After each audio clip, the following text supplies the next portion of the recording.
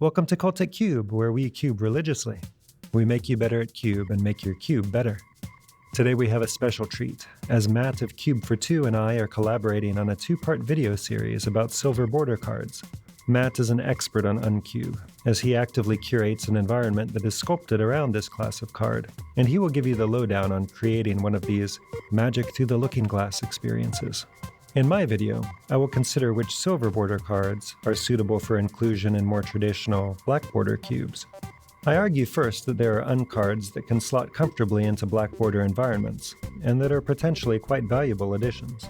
We will then turn to cards that are more whimsical, but are useful if you can accept or modify their weirdness. Finally, we will look at the class of uncards that are extremely powerful, such that they fit best in vintage cubes.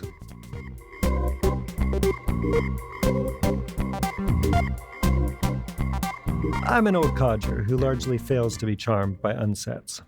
I drafted a bit of Unstable, but my relationship to these cards is more or less limited to testing some of them in my traditional cubes. If you cube only one silver border card, allow me to recommend Blast from the Past. The card has a million modes, but they are all normal magic abilities, and much of the text on the card is additive distraction. 95% of the time the card is cast in my cube, it functions similarly to a monocolor electrolyze. That is, it is 1 RR for a shock that cantrips when one cycles the card and then pays the madness cost to cast it. I also cube Sword of Dungeons and Dragons.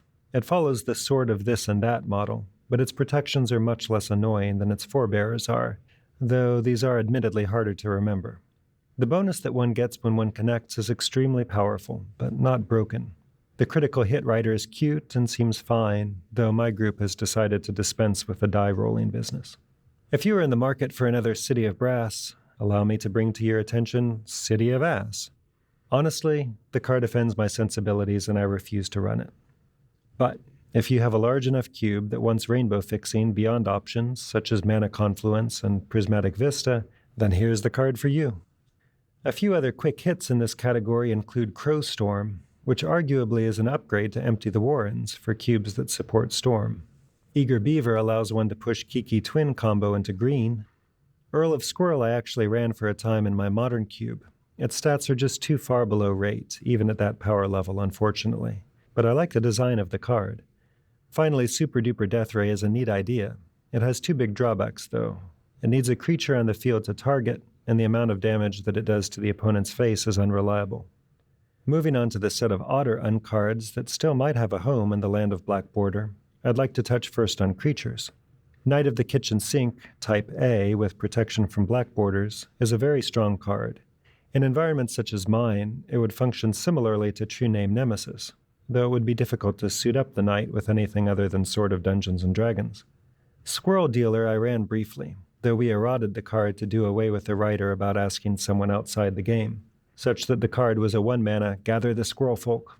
This is a fine rate if one is pushing a token strategy in green. X may be hard to parse at first. The way the card works is that one casts it as usual, then one waits a turn cycle so that one can activate its tap ability to put it in the opponent's hand. From there on, the opponent plays with their hand revealed, and one can play cards from the opponent's hand. This is, of course, an absurdly powerful, if rather slow, effect. Some other creatures are viable, unusual, and potentially powerful. Admittedly, some of these that might have looked pushed in the past appear somewhat less impressive these days. Hangman is the best of these, as it can provide some real pressure for black-based aggressive strategies. Turning to instants and sorceries, Symbol Status is amazing in Cube. Provided one has assorted lands, you might imagine that Symbol Status, cast on curve, could create 6 tokens without much difficulty. One could attenuate the spell's power by running matching lands, but when one supports the card with motley lands, its effect is powerful enough that it is best suited to legacy and vintage cubes. As for removal spells, Go to Jail is an easily castable Chain to the Rocks, but it is one that has a 1 in 6 chance of falling off on each of the opponent's turns. Rare Begone is a powerful sweeper in a cube that does not have rarity restrictions. It is possible to sculpt game states that make the card a 4-mana Plague Wind, but for me it is hard to justify running a wonky Wrath in a gold slot. Land Aid and Selfie Preservation are rampant growth effects that are worth knowing about. Ineffable Blessing, type A, on Flavorful is extremely powerful. when one considers that I have found Guardian Project to be a welcome addition to my Legacy Cubes green section. Booster Tutor is a very popular end card. I know a number of curators who run just this one silver border card and maintain a cube that is, for instance, 375 cards in size in order to support the bonus pack. I can certainly see the charm of spinning the wheel with a fresh pack. Split Screen is another popular offering, which effectively allows one to cast a free brainstorm every turn. This card is particularly strong in control, in combo whose shell contains many interchangeable pieces, such as Storm, and in archetypes such as blue-red spells. One can see the particular appeal of combining Split Screen with cards that allow one to play off the top of the library. Where the card falters badly is in a deck with tutors, as one only searches one library. Who, What, When, Where, Why has many modes. It is playable in basically any deck, so it is a safe draft pick. However, one does pay a mana tax for the card's incredible modality. The card is fine in slower environments, but it is not suited to high-power ones. Let us address now those uncards that are broken enough as to be most appropriate to vintage cubes. Here is a quick survey of cards that have close analogs in black border magic, or whose implications can be parsed readily. I will not waste your time discussing these at any length, but you might wish to pause the video here before we continue to cards whose weirdness demands a bit of explanation. Topsy-Turvy is a 3-mana Time Walk. This is just the card's base mode, though. It draws you a card and untaps your permanents as you pass the turn, and your opponent begins their turn with their permanents still tapped.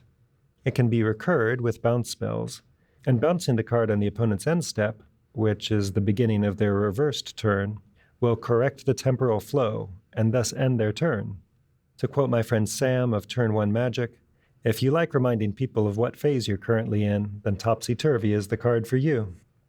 Clocknapper is one of the best blue 5-drops, and my friend Zolthux, master of magic memes, is the card's greatest evangelist. One can make arguments for the desirability of stealing any of the opponent's phases, but 95% of the time, you should choose the beginning phase. This allows Clocknapper to perform a fine imitation of a Time Walk, as the beginning phase includes the opponent's untap, upkeep, and draw steps.